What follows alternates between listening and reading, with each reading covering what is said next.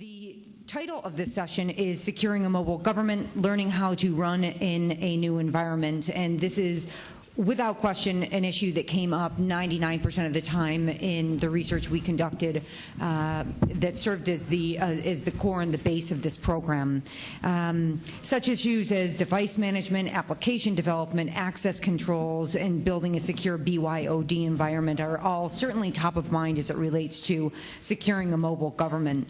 This panel is comprised of both federal and state officials who can lend conceptual and literal perspectives related to success. We have David Lingenfelter, who's leading the panel as the moderator. David is the security officer for MOS 360 and is in charge of the security and compliances for FiberLink Communications. He is a seasoned security professional with nearly 20 years of experience in risk management, information security, compliance, and policy development. So let's welcome David. All right, thank you. It's always exciting to be the last panel of the day. I know I have all of your attention, 100%, but even more significantly, following 2 sessions from NIST, I will promise you this: there will be no new publications coming out of this panel. So, the topic tonight is securing the mobile government, learning how to run in a new environment. Kurt from NIST had mentioned it earlier.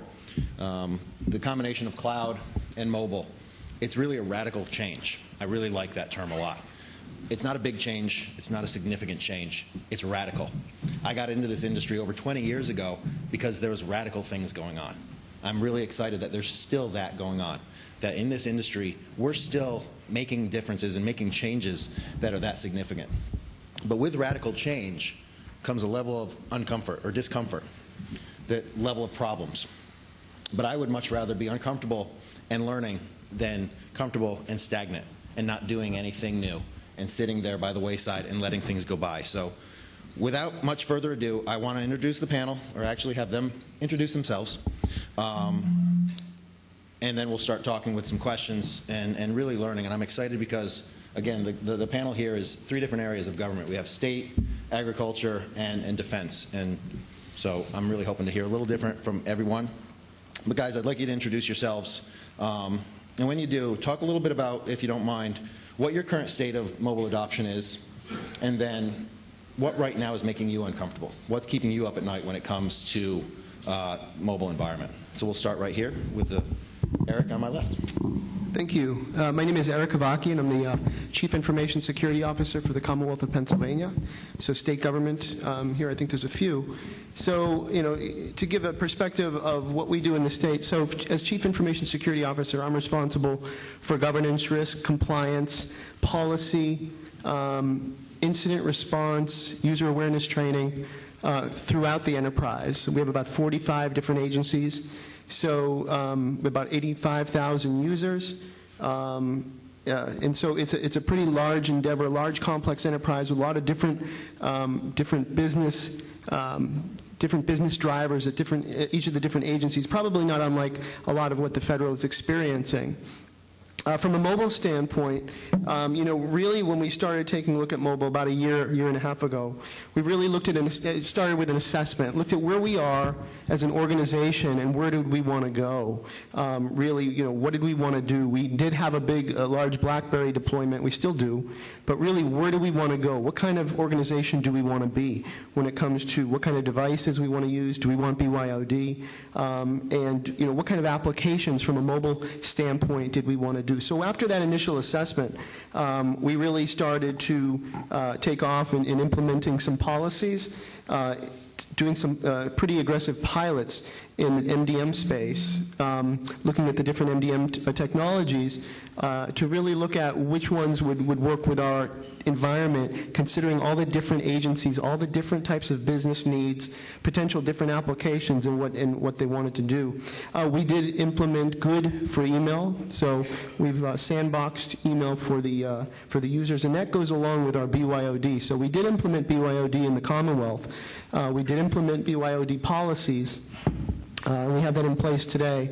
And Good really enables that from an email standpoint to ensure that the users, the end users can do that. We did come across and decide upon what devices we wanted to implement, such as Android, iOS, iPhones, and things of that nature.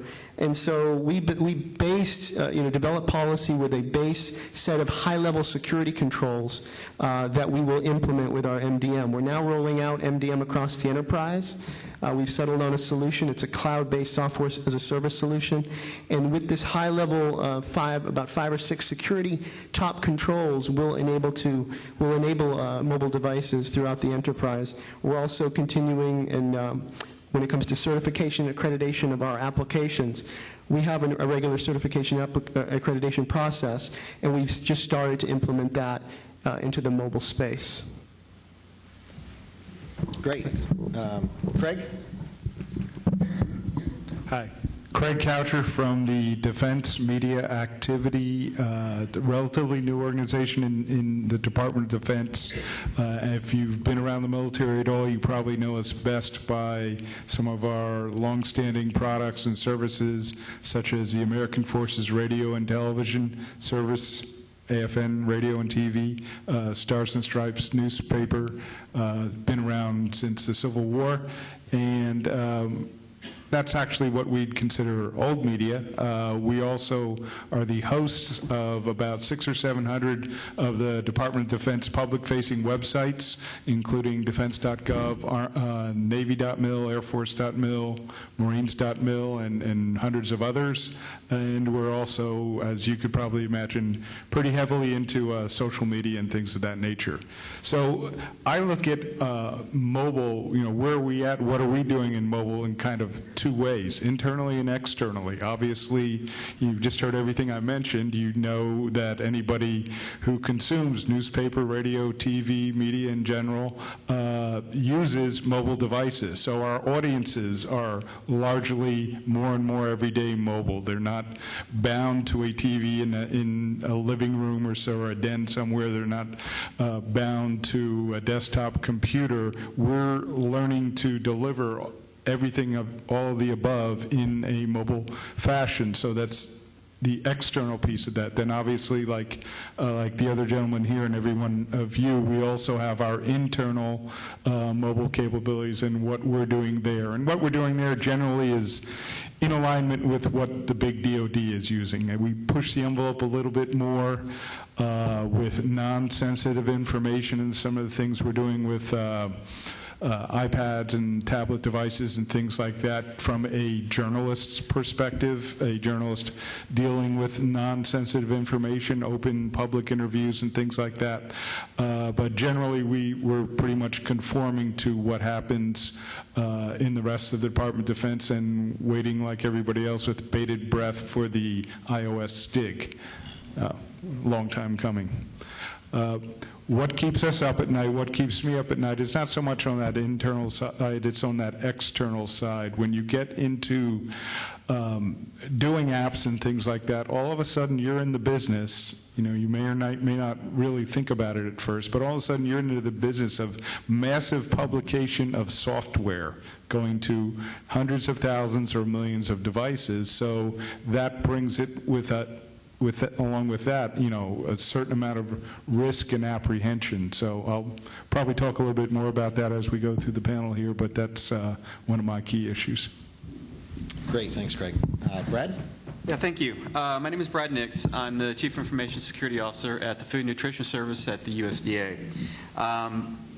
My involvement in mobile has really been a lot more from a USDA perspective, not so much from an agency perspective, and from a federal government perspective. I was fortunate enough a little over a year ago to be a part of the MGov initiative, which was sort of the precursor for a lot of the mobile language that went into the digital government strategy. I've also worked pretty extensively with the ACT-IAC, Advanced Mobility Working Group, as well as some of the working groups that came out of the digital government strategy, including the BYOD working group that developed the BYOD toolkit. And I've also worked with the Digital Government Strategy Mobile Technology Tiger team, which will soon be coming out with some opportunities and barriers, or with a document that identifies some opportunities and barriers that will also serve to better address some baseline material that will be delivered next May. Within USDA, we've had a loose collection of individuals from agencies as well as from the Office of the CIO that have worked together to better position USDA to take advantage of mobile opportunities and develop better mobile solutions. It's largely been driven out of efforts out of the Forest Service.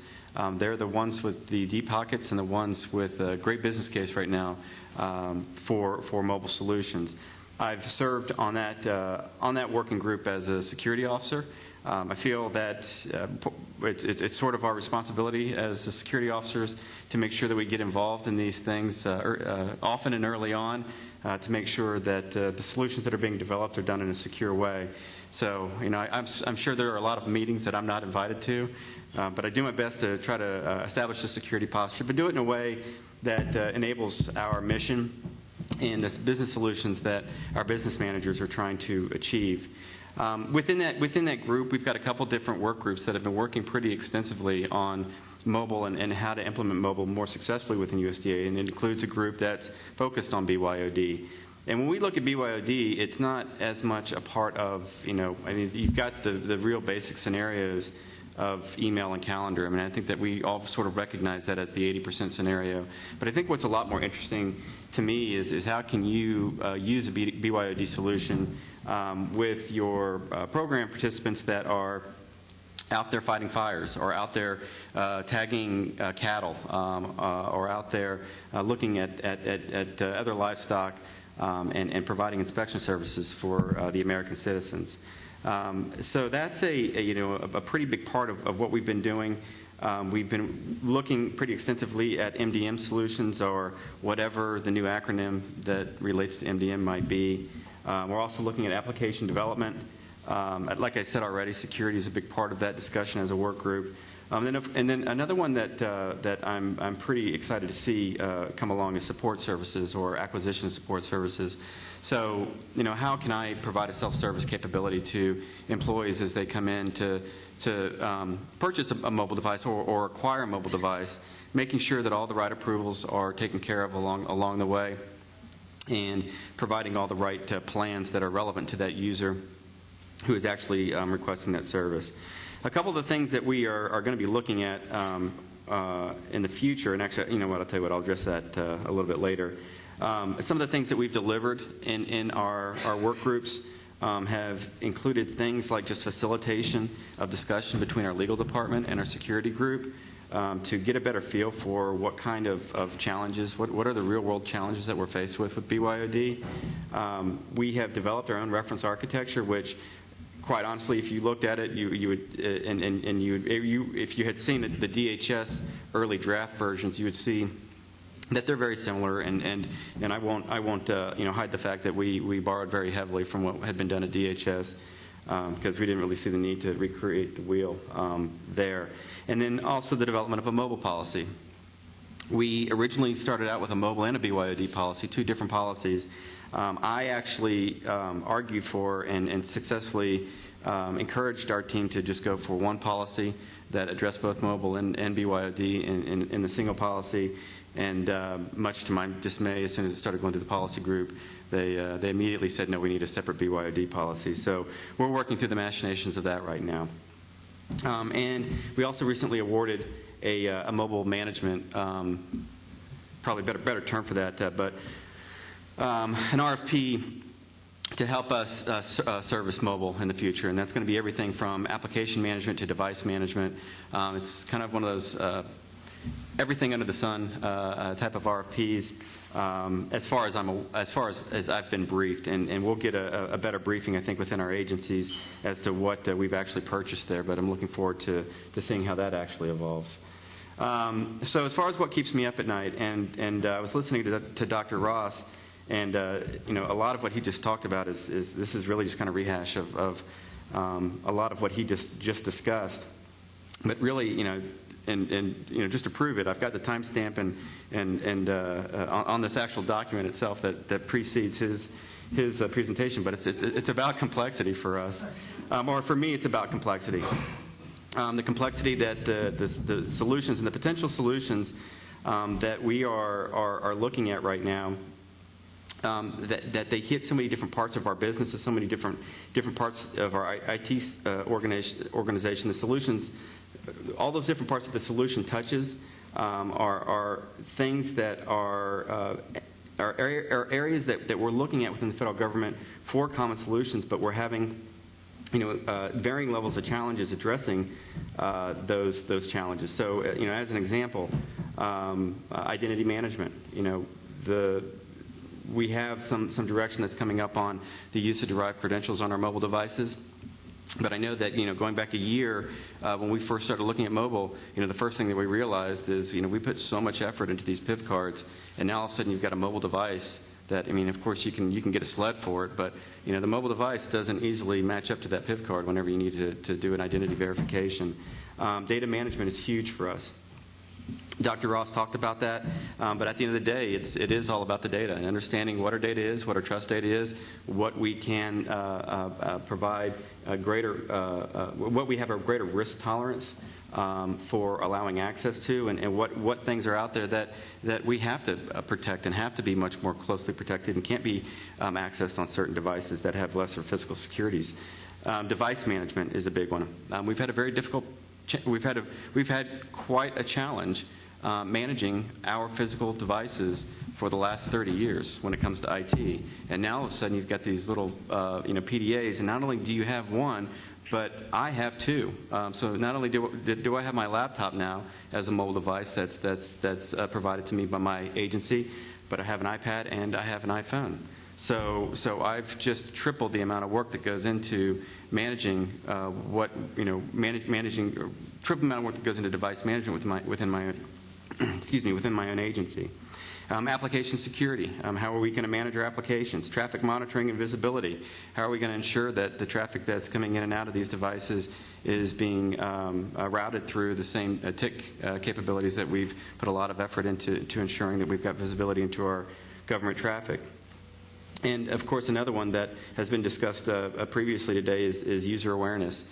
We're putting our users in positions where not only are the attempts to access their data becoming much more complex, but now we're giving these devices and putting them in situations where they may be doing government business, but they're not necessarily in a government mindset. And what I mean by that is if you're sitting at Starbucks on Saturday and you're getting an email from one of your executives that has some sensitive information in it, it's not the same as when you're sitting at your desk on Monday morning and you're reading that data. So you've really got to put yourself in a different mindset when you are accessing this information. Privacy, of course, is a big one. And then there are a few things that we've also recognized that don't necessarily have a security slant to them, but make mobile very challenging. Employee reimbursement. E-discovery is one that comes in pretty heavily with FOIA.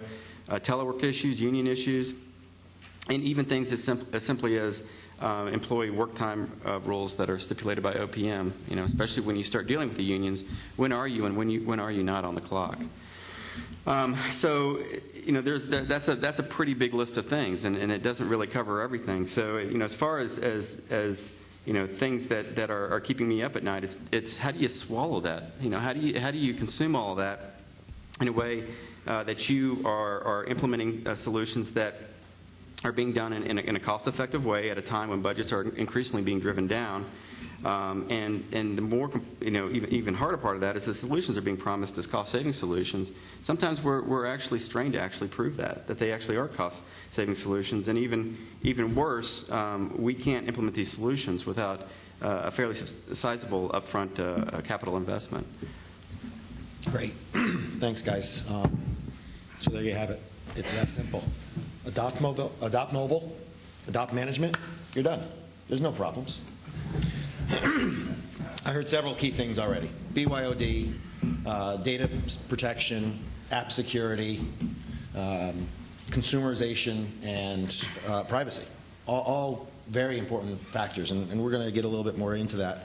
Craig, you actually started with talking a little bit about software. Obviously, there's more to mobile than the devices or how they access the network or how they're used. The apps are all new, and how you get those apps through the app stores are all new. If you don't mind, talk a little bit about what you think some of the security issues are, some of the concerns when it comes to the app level. Well, like I said, we're particularly in the business of going more and more to distributing our content to mobile platforms, and that means apps. So is that a natively written app, or is that a HTML5 based app, or what type of app that is? That could vary depending on the functionality we're trying to achieve.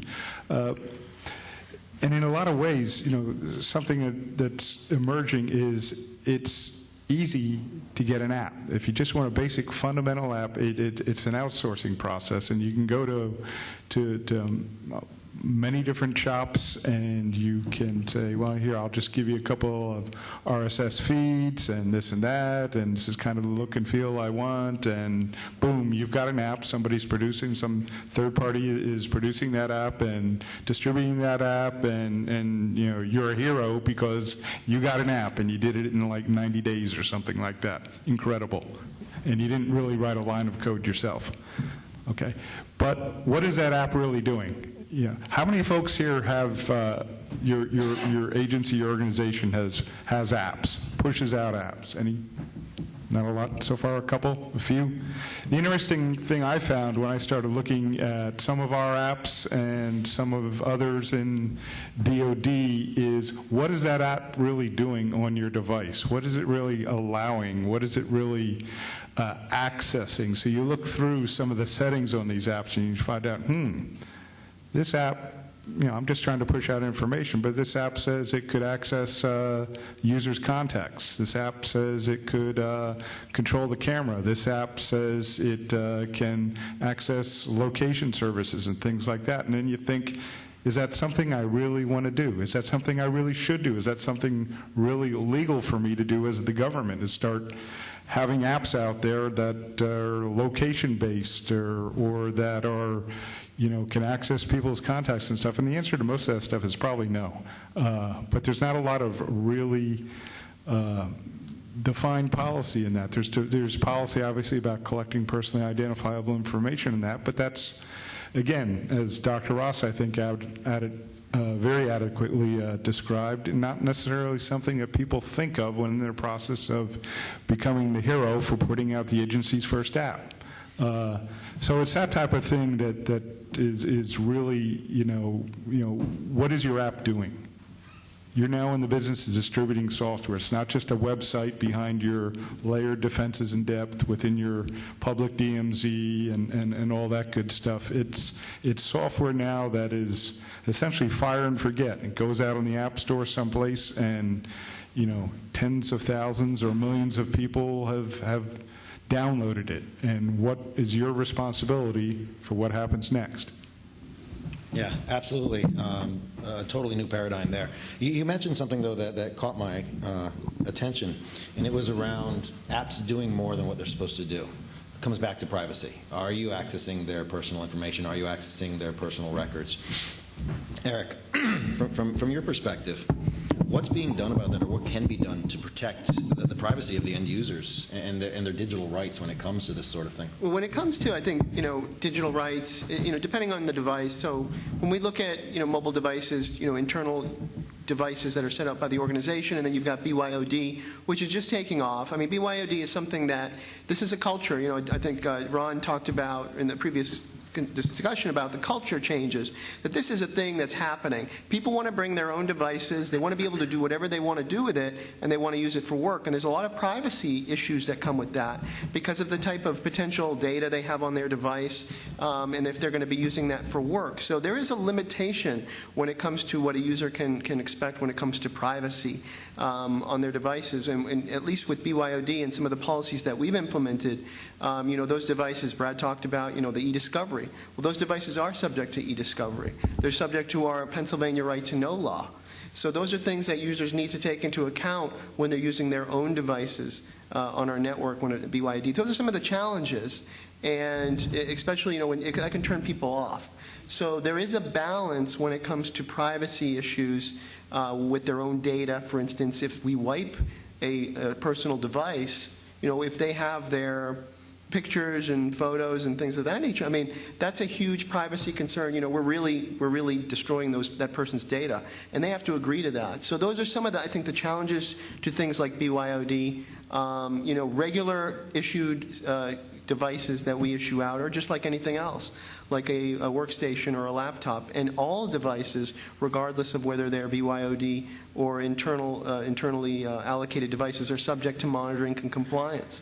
So those are the things that must go on, and it's certainly a challenge. I think there's that balance, though, when it comes to privacy that we need to try to maintain, to really embrace, you know, if we're going to embrace BYOD and encourage it so people aren't walking around with 2 or 3 devices, we need to find ways to accommodate that balance to enable the business. Great. Brad, did you have anything else to add about privacy implications on devices for individuals? Well, yeah, I mean, I think that the one thing, and you know, I don't want to, you know, there's a, you know, it's not just about the privacy, but there's other obstacles to BYOD as well.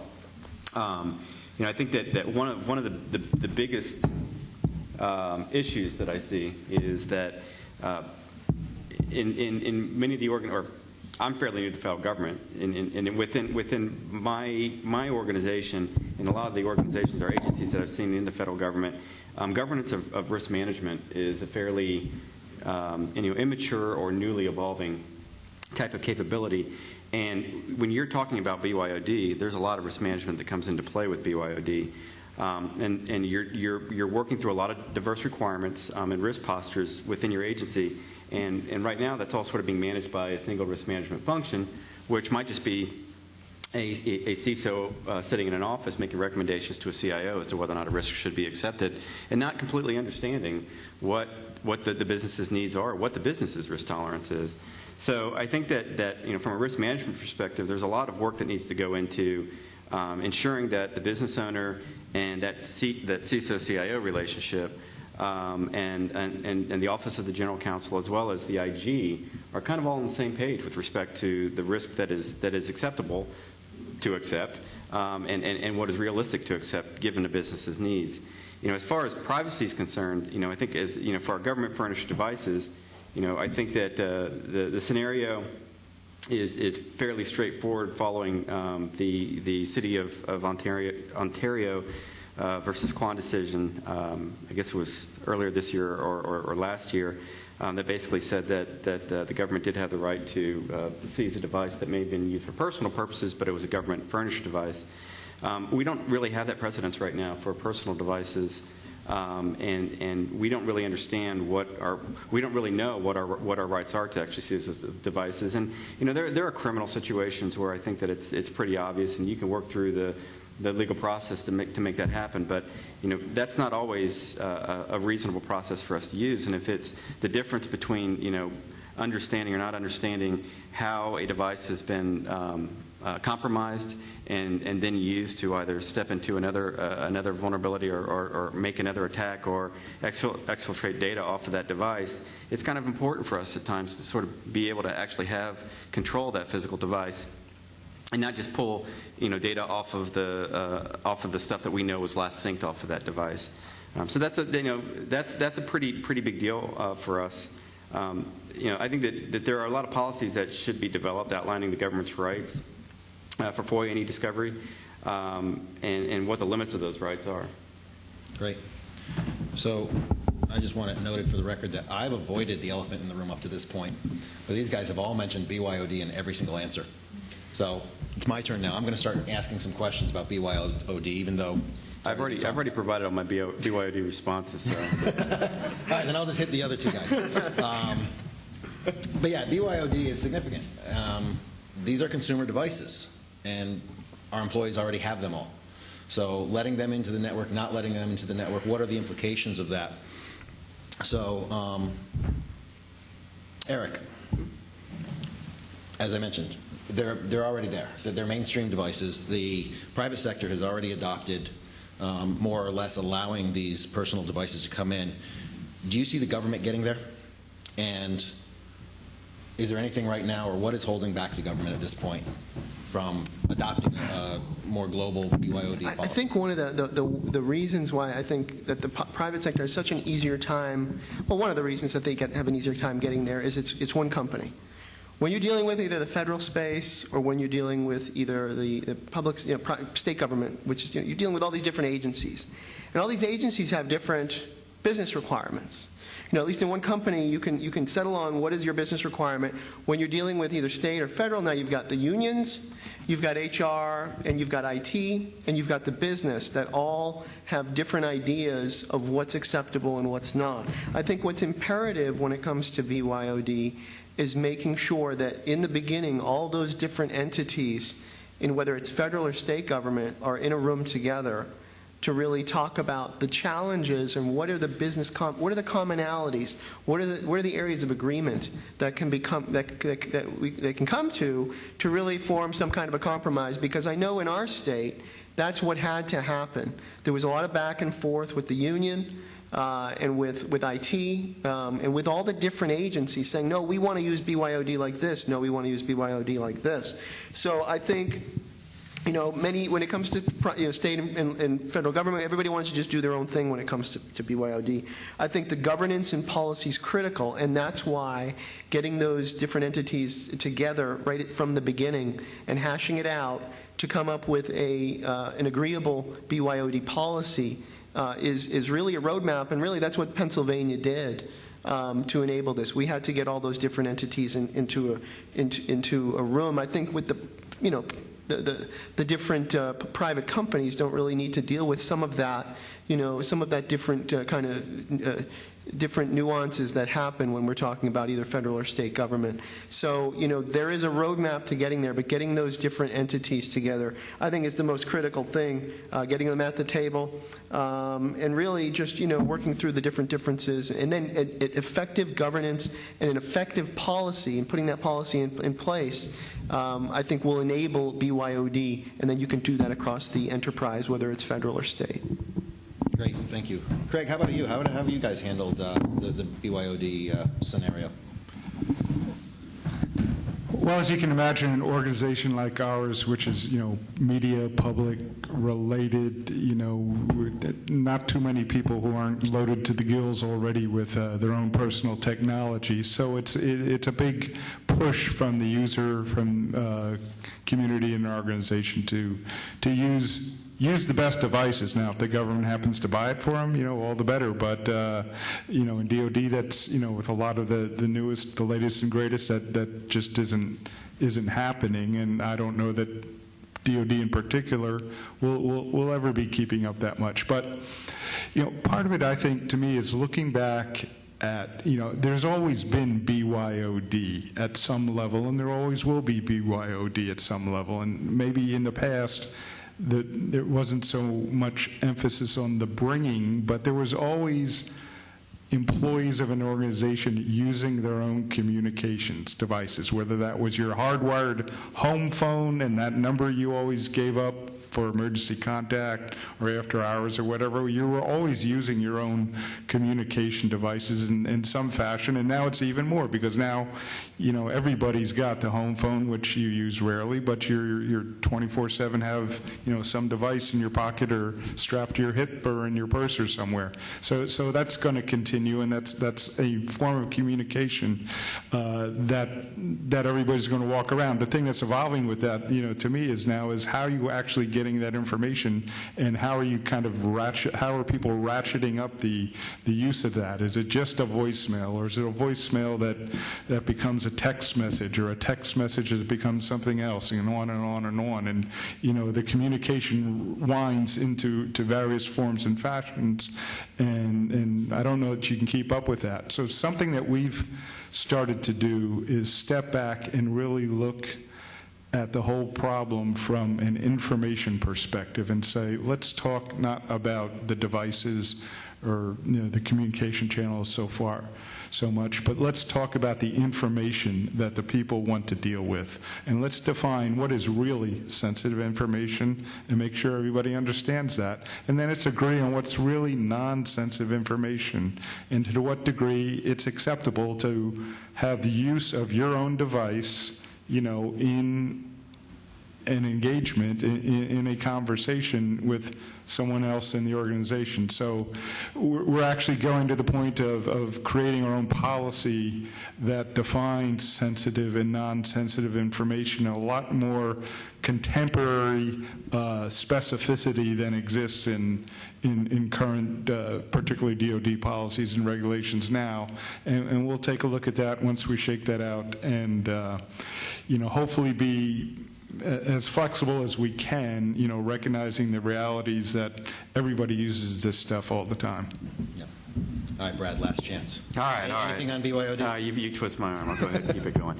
So, and just to kind of build off of what Craig has just said, within that controlled unclassified space, there are varying shades of gray. You within that space, you deal with PII, you deal with pre-disclosure financial information, contract information. There's a lot of stuff out there that isn't necessarily in a secret or a top secret enclave, that if it were released too early before it was ready, or if it were just released in the case of PII, it was released at all or exposed at all, it can do a lot of damage to the federal government. And I often say from where I sit, in an entitlement agency, that integrity is like A1 for me. I don't deal with a lot of confidentiality issues. I don't even deal with a lot of availability issues. But integrity is a pretty big deal. So understanding what that data is and where it sits is a pretty big deal for us with mobile. And I often liken it to kind of concentric circles that are kind of all circling around that one specific core, which is where your keys to the kingdom are, where your trusted information is. You might only be able to access that from a specific computer or a specific workstation that is sitting within a trusted network segment. But then as you go out from there, you've got varying levels of trust that you can apply to the or varying levels of control and varying levels of rules that apply to how you actually access that data. And I think that agencies building those models for themselves and understanding how that architecture works is extremely important. Because going back to the risk discussion, it's really hard for you to make those risk-based decisions if you don't understand how that trust or what that trust data is, and you can't really build a control model or define what is permitted to access that data unless you know how it sits within your organization and how it's controlled within your organization. In mobile and BYOD, I think, is a really big part of that discussion, because we're taking devices that we have limited physical control over now, and we are allowing our users to access our information within the agency, and it doesn't have to be everything. It can just be email. It can just be a calendar. But we don't need to give them access to email, a calendar, and then all of the agency financials, or email, calendar, and a database that includes all of our citizens' social security numbers. And so we really need to, as security officers, we really need to drive that message home to our business owners. Yeah, thank you. It definitely is a new world. I see it not just in the government space, but in the private sector space as well. People are adopting mobile and making stuff up on the fly, partly because they have to. It's being forced on them. It's being forced by the employees. It's being forced by management. And it's going through a very rapid maturity state right now. And there's a lot of room to grow. There's a lot of changes that need to continue to take place in order for mobile to become the new normal, the new IT, the new network. There's a lot that needs to take place. So at this point, I've got one more question for the panel. I've asked them all to bring their crystal ball, and then after that, we'll open it up to the floor. But where do you guys see it going? What's next? What's in the future, the next few years, that really has to happen for mobile to become the way we do business? And Brad, we'll start with you. I think that the data management is a pretty big part of this, right? So understand what it is that you have, and I talked about that ad nauseum, so I won't rehash that. I mentioned identity management up front. It's important for us to understand not only on the devices but on the data that the devices are accessing, who that individual is that is accessing that information. So figuring out that identity management problem, I think, is a pretty big deal for us. Speaking specifically about the proxying of traffic, I think that we need to get to a point where we have a much better understanding of the traffic that is flowing across our mobile devices, and ensuring that that traffic is monitored to the same level that the traffic is on our workstations. Because as Dr. Ross mentioned, and as we've mentioned before in this discussion, this is a brave new world, and the attacks are becoming increasingly complex. The environment that we're protecting is becoming increasingly complex. But the one thing that remains constant as we move from device to device or workstation to device is the traffic that is flowing from that device to some back end somewhere. So understanding what those patterns look like and having a good baseline for that information, and then knowing what is anomalous, whether it's anomalous to a user or anomalous to a specific service or function, is important for us to understand. Great. Craig, where do you see mobile security for your organization over the next few years? Well, not necessarily just for our organization, but in general, I think one of the things that'll have to emerge more is trusted architectures, and trusted mobile environments. I don't know that's really there yet at the platform level, at the OS level. There's a lot of more work to go. Now you've got generally 3 operating systems, and 2 of them one of them has never been widespread at all in business and government, and Android. Apple's had a little bit of space in niche communities, but iOS is not the Mac OS. And then you've got Windows, and they're coming out with something that purports to be the same as is back in your office. And is that good enough? And will that be good enough? So that's the thing going forward that I think will cause more success or stifle it is really seeing as these tablet devices in particular, replace desktops or replace laptops, who's going to come out with the most assured architecture there, the most trusted architecture. It really allows you to be seamless, and completely mobile. Great, thank you. Eric?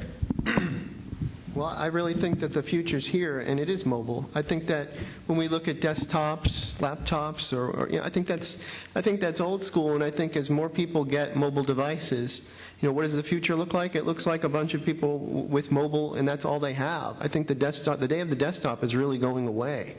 And we need to embrace this technology and think of new ways of how to implement these technologies into our integrated controls. Brad made a great point about when we talk about content filtering and all the holes when it comes to mobile. We make these great security controls around content filtering to secure where users go, and then we have mobile devices that can pretty much get anywhere, and so we're bypassing our controls. How do we bring these new devices into our control taxonomy and really enable it? So New devices are going to pop up all the time. It's going to be the next iOS system or the next Android, or maybe something else that we haven't even seen. You can't stop that. We can't look at every new device that comes on and analyze it. But what we can do is develop good policies and top-level security controls so that no matter what device it is, whatever that new device, that new fun toy is, it meets a certain level of security criteria that is standardized. I'd like to see some standardization in the industry as we go forward with what are those standard security controls when it comes to mobile. I think if we can get there, we can do, I think we'd get a lot better. I think the VDI space is very interesting. It's something that we've been working on. The VDI space is great because it really protects against things like a data breach where there's really no data resident on the device. I think it's one of the biggest things that concerns me is, when we see, especially in state, we've seen these data breaches in South Carolina and Utah. We want to make sure that we are not that we don't see data breaches when it comes to these new devices as we rapidly integrate them into our environment. So going forward, I think there's going to be a lot of change. This is a very immature space, I think. Still, it's growing. When we look at the MDM space, things like that, I think there's going to be a lot of consolidation that's yet to come. This is a very emerging space, so I think people need to embrace it, but do it in ways potentially with software as a service and things like that while this all plays out in real time, and take steps forward so that everybody can get to where they need to be. But mobile will be the new normal, I think, in the next few years, and we need to plan for that, and we need to architect our environments and our security controls to account for it. Great, thank you. And I'm just going to add to that, mobile being the new normal. Mobile doesn't exist without cloud. These things live in the cloud. They're part of the cloud. They get their apps through cloud. They get their management through cloud. Whether you have a device on site or not, that device has to go out to the cloud to update these mobile devices. So it's not just mobile that needs to mature. It's cloud and mobile conjunction that needs to mature as well. We need to make sure that we're building the cloud environments and the mobile environments to complement each other and to keep going. So with that, guys, thank you very much. I think we have time for a question or two from the audience. And we've got a question or two from the audience. Great. Hi, thanks. Thanks for the dialogue. Mark Zentz with the Accellion. My question is, I know that policy and I think union rules are the big inhibitors for BYOD. I wanted to get your opinion on mobile banking specifically, because I was amazed when I downloaded a Capital One app and the amount of data that I can get with a relatively kind of weak password. It just seemed to me, I was curious if that maybe is sort of the financial industry has grappled with similar issues, and they seem to be jumping in the deep end, so to speak. I just wanted your opinion on that as a model for BYOD. Mine or the government, guys? Mine might be different. Okay, so I think what's amazing about when you look at this, because I've asked that same question. At the end of the day, those financial institutions have the ability to make a lot of money and the ability to hedge their bets with insurance. And the federal government is a self-insured organization. So we can't necessarily accept all the risks that a financial institution is accepting.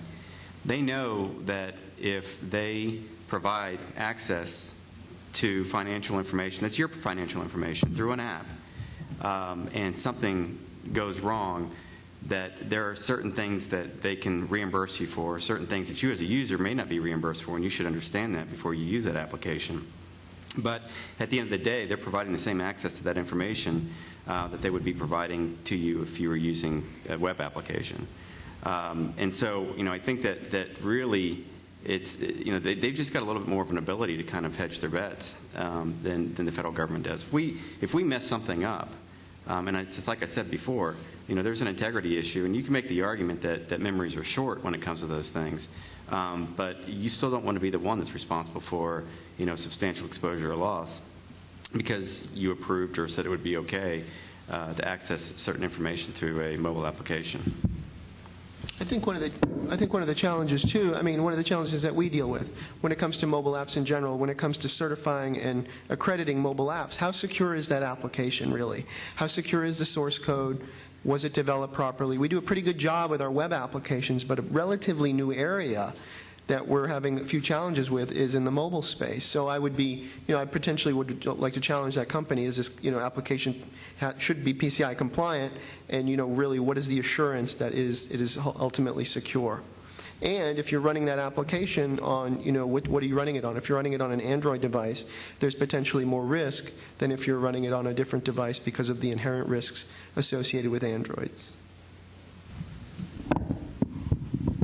Yeah, I just think mobile banking, I do it, should give everybody pause, as we get into mobile devices, as opposed to your desktop. Not that, my desktop at one point in time running, early XP or Vista or 98, and not to bash Microsoft, was the most secure platform in the world.